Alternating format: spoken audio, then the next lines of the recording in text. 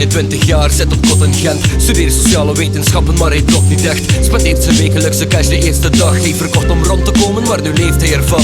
De lessen worden zelden nog gevolgd. De dag begint verbeterd pas om 3, met het letterlijk gevolg dat zijn bioritme stoort. De slaap is niet te vatten, vervreemding van de vrienden uit de middelbare klassen. Breken met contacten en hij stapelt schulden op. Hij is bang van de omgeving, want hij heeft geen hulp bezocht op het moment dat gewoonte transformeert in verslaving. Dagelijks routine, zelfde portie, zelfde lading. Peter is verlegen geworden, leeft in het donker. Hij kan maar hopen op een wereld zonder zorgen, waar hij streven kan naar morgen, maar hij wemelt in de horror van verslaving. Peter is bezeten door een monster.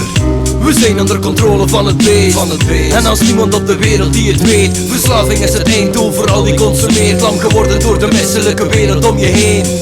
Is pas 32, was een jaar getrouwd. 2 kinderen, een mooie villa en een knappe vrouw. Plots de scheiding, ze bedrogen met een ander. Nam de dochters mee en liet hem alleen met lege handen. De villa werd verkocht, een depressie op kop. Hij verliest zijn job en hij komt terecht in een slop. Zoekt zijn weg naar een krot, zuipt zijn lever kapot. Spendeert zijn laatste geld aan drank en kampt met etenstekort. Hij wil zijn dochters gaan bezoeken, maar is dagelijks zat. Wordt opgepakt door de politie, zit een maand in het bak. Voor het beroven van een brouwer, het breken van de grenzen. Moet zijn dochters contacteren via telefoongesprekken. Dat is al moeilijk als je klinkt als een zatlap. Hij is getekend voor het leven door zijn strafblad. Vast in de sleur die hem zal breken op een morgen. In de greep van verslaving, bezeten door het monster.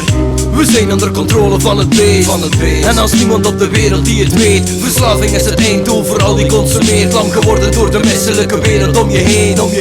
We zijn onder controle van het beest, en als niemand op de wereld die het weet. Iedereen is slachtoffer geworden van de tijd, opgesloten in jezelf omdat niemand je begrijpt. Rita is 53 jaar en woont alleen. Werd al 40 jaar vol tijd zonder geween. Minimumverdiensten en maximale problemen. En al meerdere personen die haar kwetsen in het leven. Doodgeboren dochter en haar moeder is gestorven. Ze moet zwoegen voor niets, heeft al veel te veel gevochten. 5 jaar gestopt met sigaretten en nu rookt ze als een schouw. Enkel in haar kat ziet ze nog trouw. Iedereen geholpen met alles doorheen de jaren. En na alles door iedereen in de steek gelaten. Chatten via internet met onbekend gespuis. Enkel werken is een reden om te komen buitenshuis. Ze eten weinig, maar de centen zijn beperkt. Dus het leven wordt te lastig met een ongezond effect. Haar hoofd staat op ontploffen, niet bezig met de honger. Want ze voelt met haar verslaving de begeerte van het monster.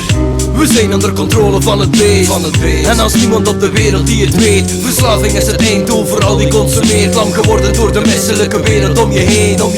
We zijn onder controle van het beest, en als niemand op de wereld die het weet. Iedereen is slachtoffer geworden van de tijd, opgesloten in jezelf omdat niemand je begrijpt.